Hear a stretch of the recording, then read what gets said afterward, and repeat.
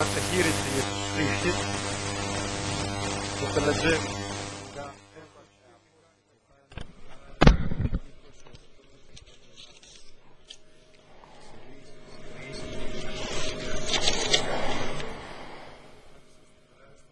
Les Actes des Apôtres, nous allons lire chapitre 28, Actes des Apôtres, verset 1.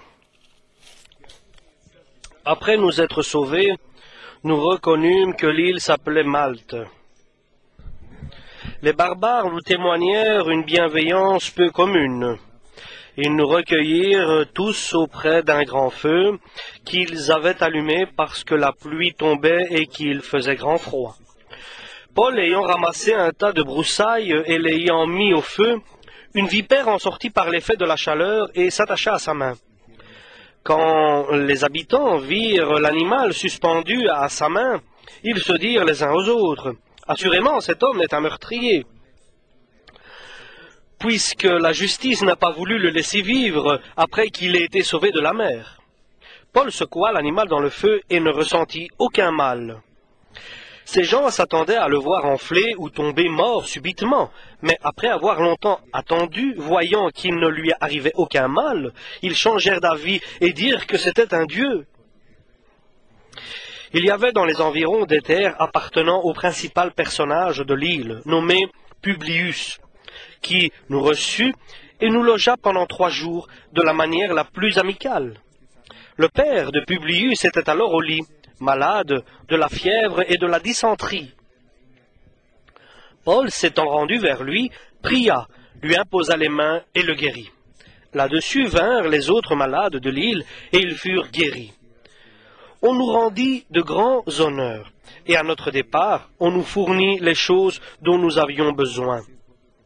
Après un séjour de 3 mois, nous nous embarquâmes sur un navire d'Alexandrie qui avait passé l'hiver dans l'île et qui portait pour enseigne les Dioscures. Ayant abordé à Syracuse, nous y restâmes 3 jours. De là, en suivant la côte, nous en atteignîmes Reggio. Et le vent du midi s'étant levé, le lendemain, nous fîmes en 2 jours le trajet jusqu'à Puzzole, où nous trouvâmes des frères qui nous prièrent de passer 7 jours avec eux. Et c'est ainsi que nous allâmes à Rome. De Rome vinrent à notre rencontre jusqu'au Forum d'Appius et aux 3 tavernes, les frères qui n'avaient entendu parler de nous. Paul, en les voyant, rendit grâce à Dieu et prit courage. Lorsque nous fûmes arrivés à Rome, le centenier livra les prisonniers au préfet de prétoire, mais on permit à Paul de demeurer en son particulier, avec un soldat qui le gardait. Amen. La bienveillance de Dieu n'est pas simplement sur un homme, mais sur tous les hommes. Et d'une manière, et que l'aide de Dieu, la volonté de Dieu, qu'elle soit l'attention de Dieu, soit sur un homme, elle va être accomplie. Et sur un autre, elle est provisoirement accomplie. Quelqu'un peut être dans des angoisses, qu'il soit dans des difficultés, par la volonté de Dieu, par la bonne attention de Dieu pour le salut de quelqu'un d'autre. Et dans l'Écriture, cela est appelé un sacrifice, une épreuve difficile à traverser, et cela, nous devons l'accepter pour pouvoir continuer. En quelques mots simples, dans la bonne volonté de Dieu et dans ses projets, ton sacrifice personnel doit être accompli, la volonté de Dieu pour le salut de tes proches. C'est pour cela, c'est un mystère, bien sûr, la volonté et le projet de Dieu dans la vie de l'homme. Parce que nous ne savons pas, nous, jamais nous savons ce qui se passe dans le monde spirituel, dans lequel nous sommes amenés à passer. Nous ne connaissons pas les projets et les pièges du diable, et surtout, nous savons jamais, et précisément jamais, parce que Dieu, seul, unique, il est le seul à connaître les projets pour notre salut et des autres personnes. Et ce que Dieu désire de nous dire aujourd'hui comme message, c'est qu'il a pour chacun de nous, il a de bonnes intentions pour chacun de nous, mais souvent, et ces bonnes intentions que Dieu a pour chacun de nous, pour ton voisin, pour ton proche, il est indispensable pour que toi tu sois dans une situation difficile et que ton sacrifice de foi et d'obéissance et d'amour soit total. C'est un Dieu merveilleux, il est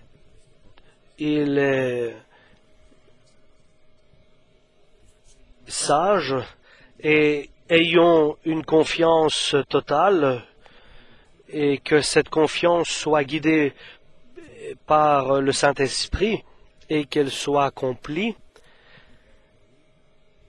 avec obéissance, avec foi et avec engagement, et surtout avec une espérance que Dieu sait, connaît,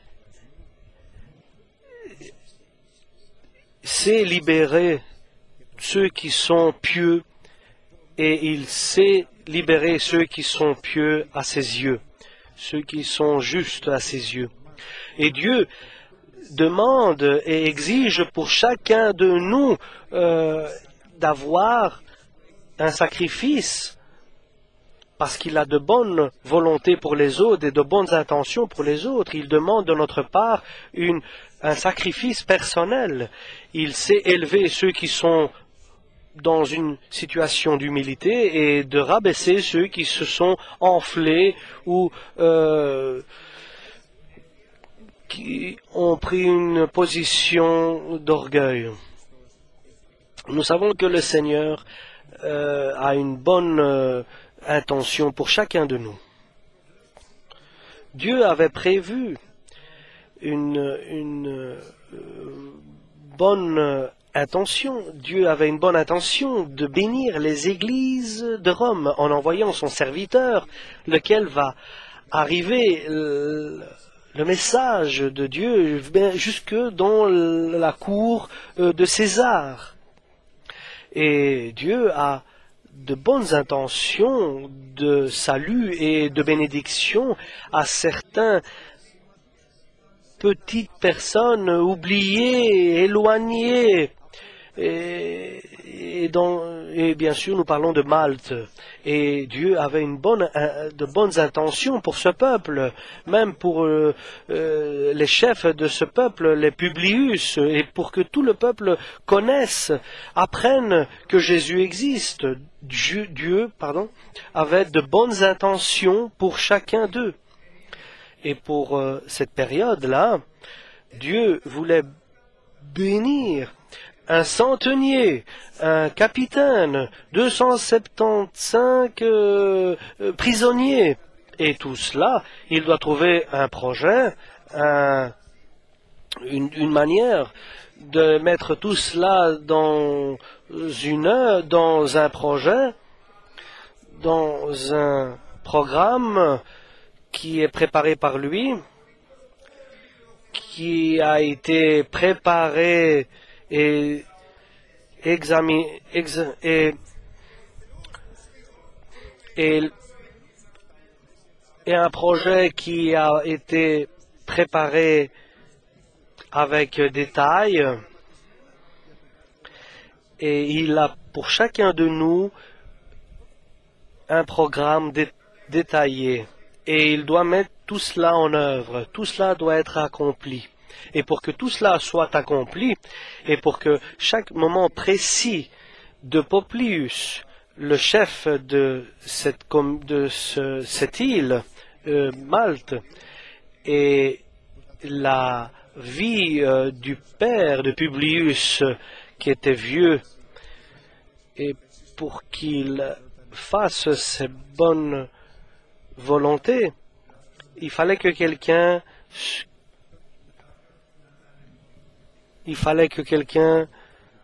se sacrifie.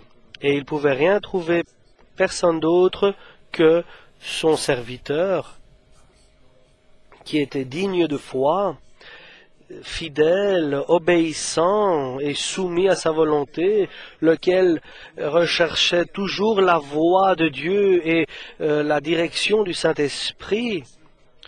Et il était prêt à donner sa vie pour Dieu. Et je suis certain que parmi nous, Dieu a prévu de telles personnes. Et je ne dois pas dire pour tous, et je voudrais le dire pour tous. Il y a des hommes avec certitude servant Dieu dans une petite église que Dieu a prévue dans sa bonne intention, pas simplement de bénédiction, mais aussi de sacrifice, parce qu'il a été donné à nous. Il nous a été donné, il nous a été gracié pour que nous puissions subir au nom de Jésus-Christ, pour la gloire de Dieu. Il nous a été donné, c'est une grâce qui nous a été faite de subir des difficultés, parce qu'il est préparé avant la fondation du monde. Un salaire, un grand salaire, lequel Dieu provoque pour que nous puissions l'implorer et le supplier pour que notre salaire soit énorme. Je suis certain que sa parole est compréhensible et j'espère qu'elle va devenir encore plus compréhensible lorsque nous verrons cette vie, la vie du Paul. Paul se trouve, par la bonté de Dieu, avec des promesses. Dieu va l'envoyer à Rome pour que son évangile soit annoncé et avec Et Dieu lui avait dit que tu dois aller à Rome parce que là tu dois annoncer la parole, ma parole, et tu dois témoigner de ma présence. Et l'accomplissement du projet et de la volonté et de la bonne intention de Dieu, il n'ira pas à Rome en voyageant comme il voyageait dans ces 3 voyages précédents, les voyages apostoliques, mais il va aller accompagné de garde parce qu'il doit, parce qu'il doit accomplir la volonté de Dieu. Et il doit aussi passer par Malte et des prisonniers, il doit aussi confesser Jésus et que tous voient la grandeur de Dieu, que Dieu avait prévu pour son salut. Et chers frères et sœurs, Paul se trouve prisonnier et Dieu le livre indirectement à un centenier, donc un officier militaire, de le surveiller et de l'amener jusqu'à Rome.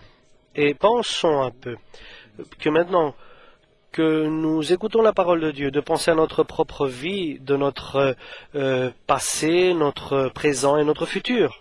Parce que pour chacun de nous, Dieu a quelque chose de prévu, a un projet, et il demande l'obéissance et un sacrifice. Obéissance et soumission et sacrifice. Et par la parole de Dieu, nous pouvons donner des explications pour tout ce que nous avons traversé, toutes nos épreuves. Par la parole de Dieu, nous pouvons comprendre que rien dans notre vie ne s'est fait par hasard. Rien ne s'est accompli par hasard. Par nos fautes et la bienveillance de Dieu étaient toujours avec nous, même pendant nos erreurs et nos fautes.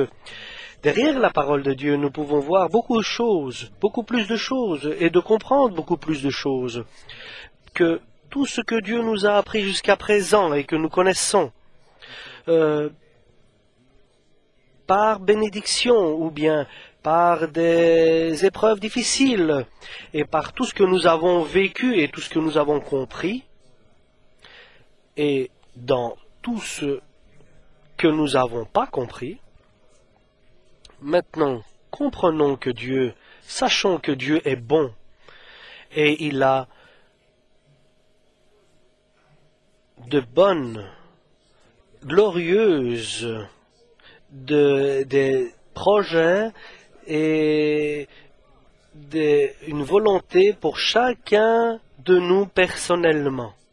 Et il demande aujourd'hui que nous lui donnions la gloire, l'adoration, la vénération et que nous exprimions notre reconnaissance envers lui et que nous glorifions son nom et que nous crions avec toute notre âme, notre cœur, notre pensée et notre force. Nous t'aimons, Seigneur, nous t'aimons, Seigneur. Et en terminant, que ta volonté soit faite comme au ciel sur la terre. Paul s'est trouvé dans un navire, dans un bateau, pour un voyage, lequel lui-même n'avait pas prévu, n'avait pas programmé, et il ne va pas par sa propre volonté. Il n'avance pas libre de ses propres initiatives et volontés, mais il avance, il est certain, il connaît Dieu, il connaît le projet de Dieu, il sait comment Dieu agit, il croit en Dieu, il aime Dieu, et il est certain que derrière chaque pas qu'il fait se cache la main puissante du Dieu, et avec une totale confiance, sans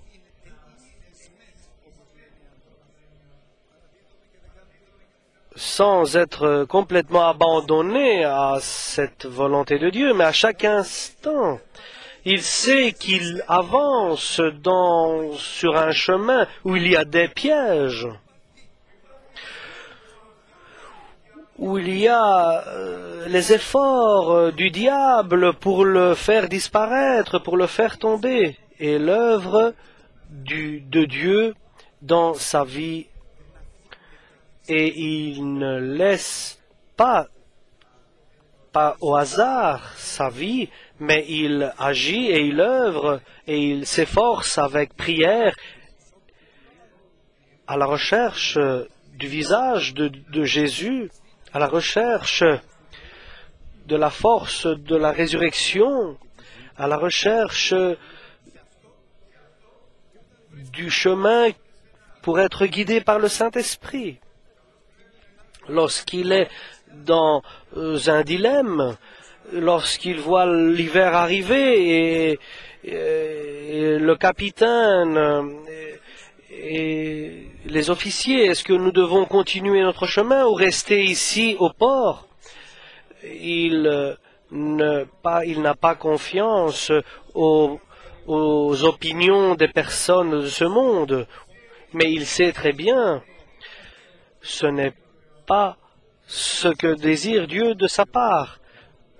Paul veut et cherche la volonté de Dieu. Il sait que les hommes de ce monde n'ont pas la sagesse, parce que derrière eux, il y a quelqu'un d'autre qui gouverne leur vie. Il sait que le seul qui a une parole intelligente et de sagesse, c'est Dieu le Père par son Fils Jésus-Christ. C'est pour ça qu'il va vers lui. Il dit, Seigneur, que devons-nous faire? Nous sommes dans un danger, nous sommes dans une... que devons-nous faire dans ces vagues, lorsque tu vois arriver ce mauvais temps qui arrive et ces vagues qui existent, il va vers Jésus et lui demande ce qu'il doit faire. Ici, il s'efforce, et Maradoché et Estir, nous savons que par jeûne, ils ont demandé à Dieu pour être guidés. Ici, dans ceux qui sont en train de traverser, la mer se déchaîne, et ils demandent la force de Dieu pour continuer. Et Paul a pris une réponse de Dieu, a reçu une réponse de Dieu. Daniel, lorsque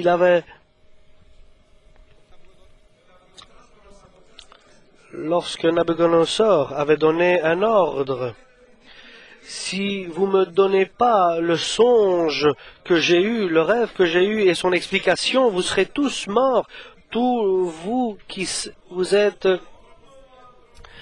les divins mais seulement la personne de Dieu connaissait la réponse. Il est allé vers Dieu et a demandé à Dieu la réponse. Et Dieu lui a donné une réponse. Et une réponse exacte. Il va prendre une décision exacte. Comme résultat, une bénédiction dans la volonté de Dieu. Et en vérité, Dieu est venu vers lui, lui a donné l'explication du songe et le rêve que le roi avait fait. Et alors là, il a donné l'occasion à Nebuchadnezzar de glorifier le vrai Dieu.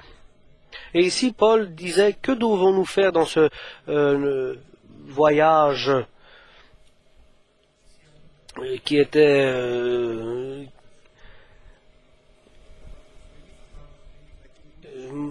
et ne partez pas. Paul dit, ne partez pas, restons ici dans le port, parce que le temps n'est pas bon. Il ne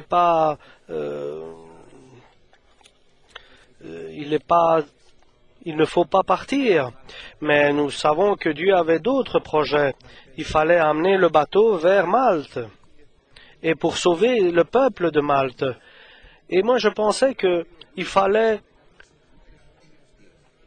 que pendant ces 14 jours, ton serviteur soit dans des difficultés. Est-ce que tu ne savais pas dire au capitaine ou l'officier, oui, d'accepter la volonté de Paul, de donner l'avis de Paul?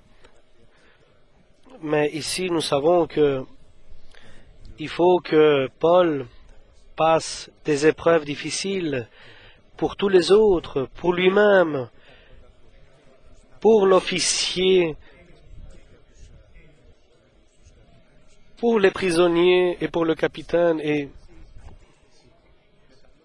ils ont commencé une contradiction entre eux avec Paul, mais avec la volonté de Dieu, elle était correcte.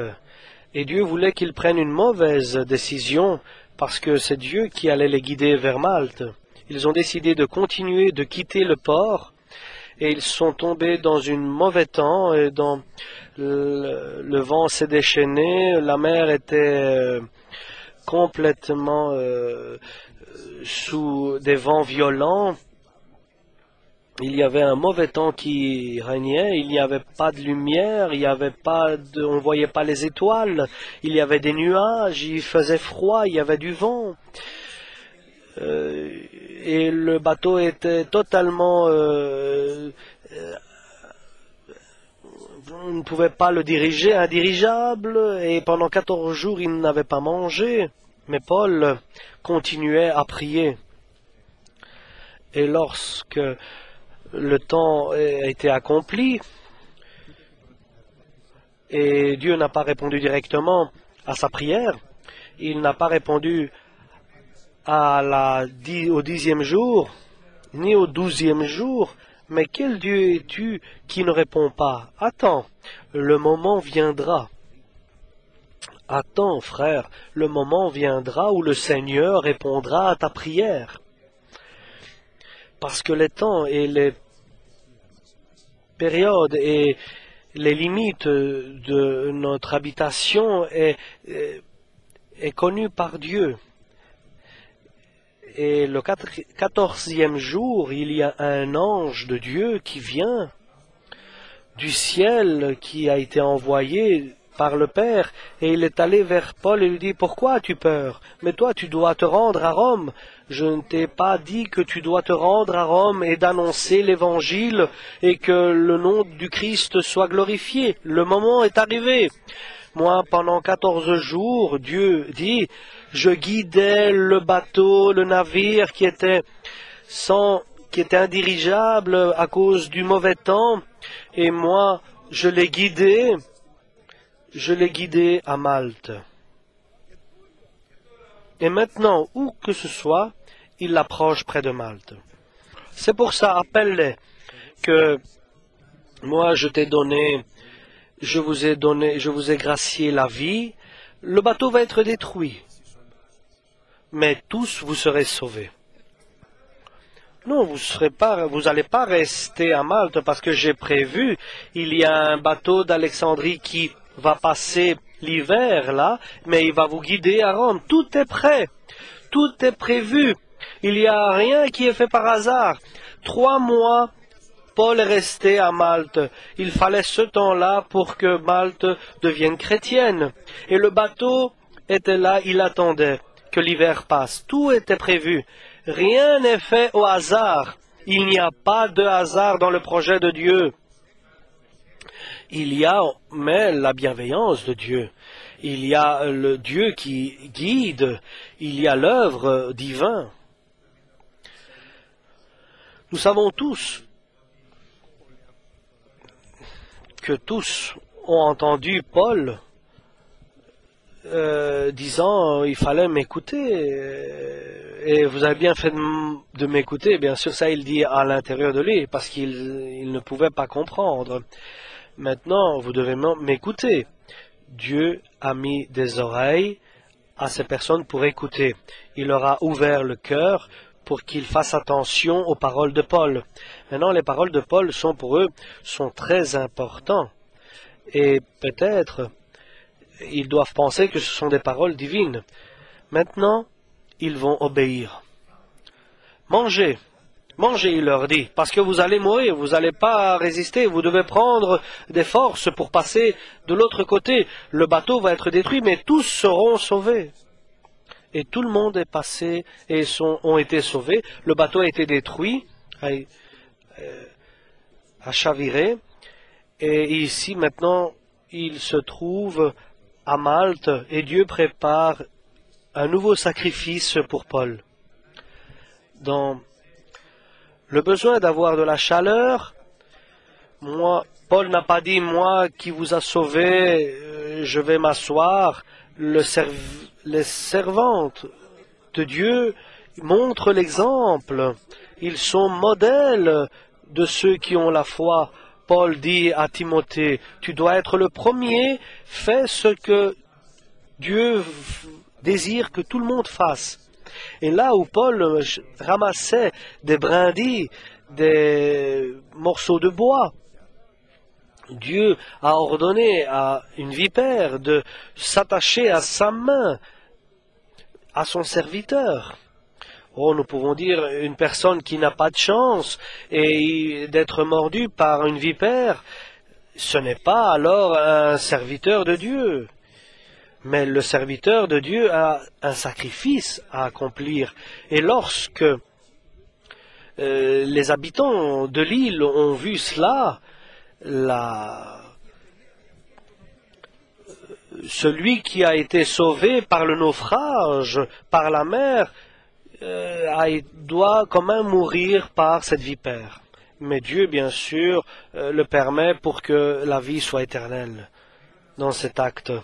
Ils attendaient qu'il s'enfle, qu'il tombe mort, mais Paul a continué à ramasser des branches, puisqu'il a jeté dans le feu la vipère. Et alors, leur cœur s'est transformé complètement. Ils ont donné attention à Paul. Pourquoi as-tu permis que cette vipère s'attache à Paul pour qu'il donne de l'attention à son serviteur, pour que son serviteur devienne le centre d'attention. Lorsque, comme dans un théâtre, les lumières s'éteignent et alors directement il y a un éclairage qui se fait sur l'acteur principal dans le théâtre. Pendant que tout le monde parlait, il y a un silence. Et leur attention est tournée vers l'acteur principal. C'est Dieu qui te montre aux autres, qui te présente aux autres. Il est un Dieu. Et Paul n'a pas encore parlé. Il ne se presse pas, il ne fait pas l'intelligent, dans le sens, il ne fait pas le prétentieux. Et près de là, il y avait la maison et les champs de Publius, qui était le chef de l'île. Et lorsqu'il a été invité et il est entré dans cette maison, il s'est rendu compte que le père de Publius était malade de dysenterie et de température.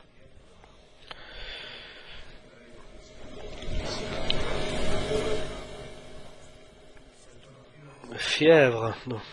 Et là où Paul est venu, il a prié pour le père de Publius, il a mis ses mains sur lui et Dieu a guéri le père de Publius. Maintenant, il a beaucoup plus de lumière devant le peuple. Il est plus apprécié du peuple de Malte et tous les yeux sont tournés vers Paul. Et Paul commence à parler de Jésus-Christ. Et tout l'île se réunit. Est-ce que toi, tu peux rassembler une île, tous les habitants vers Paul? Ils ont apporté leurs malades. Et Paul priait pour ces malades et en prêchant le nom de Jésus-Christ. Et ils ont tous accepté le nom de Jésus-Christ. Est-ce que cela valait la peine? Le sacrifice et les difficultés des 14 jours pour le salut des habitants de l'île. Et Paul dirait, gloire à ton nom, parce que tu es le Créateur, tu connais tout, tu sais tout, tu es éternel, nous ne pouvons pas te décrire. Tu es le début et la fin, tu es l'alpha et l'oméga, tu es le premier et le dernier, tu es le Seigneur de toute puissance, tu es Dieu, alléluia, le vivant, celui qui agit, tu es le Très-Haut qui habite dans l'éternité. Tu es, il est. C'est pour ça que nous le vénérons et l'adorons. C'est pour ça que nous le confessons. C'est pour ça que nous l'adorons et seulement lui. 3 mois il est resté là, à Malte, ni plus ni moins de ce qu'il fallait pour le salut de ces personnes, de ces habitants. Tout le monde a entendu parler et vu la grâce de Dieu, la force du Saint-Esprit, les officiers, les marins, le capitaine. Et lorsque le temps est arrivé, parce que nous savons que les temps sont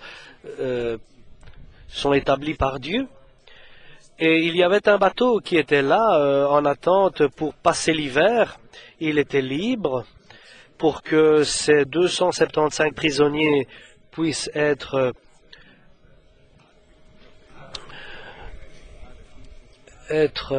pour qu'ils puissent monter à bord. et écouter quelque chose qui est la parole divine. Frère, dans ta vie, le Christ, tout a déjà été préparé.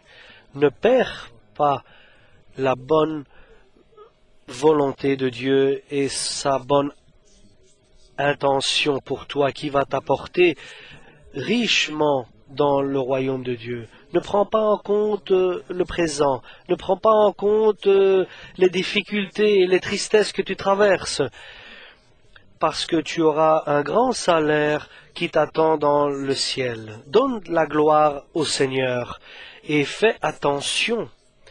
Sois fidèle et obéissant et soumis et avec une espérance vivante que Dieu œuvre et agit.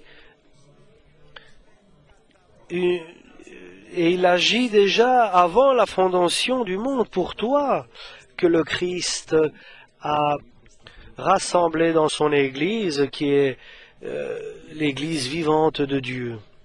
Il est vraiment le corps du Christ et la tête est Jésus-Christ. Et toi, un membre de cette Église.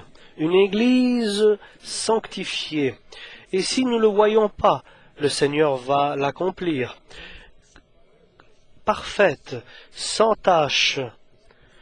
Et cette Église qui va être transformée pour que nos corps qui sont friables, qui sont mortels, et deviendront immortels, éternels dans le ciel. Amen.